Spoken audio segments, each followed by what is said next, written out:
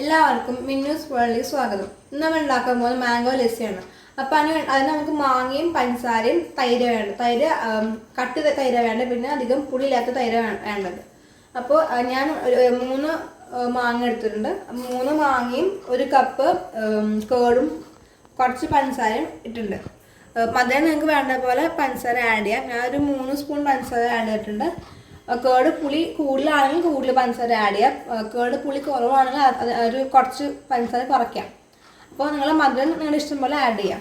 ഇനി ഇതെല്ലാം കൂടി നമുക്ക് അരച്ചെടുക്കാം.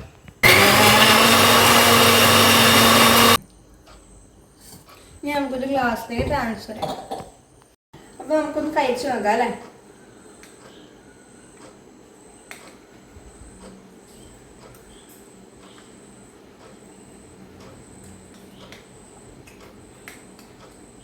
നല്ല തണുപ്പുണ്ട്, ഐസിൻ്റെ ആവശ്യമൊന്നുമില്ല, നല്ല അടിപൊളിയായിട്ടുണ്ട്. ഒരു കൂളിംഗ് എഫക്റ്റ് വരുന്നുണ്ട് കഴിക്കും.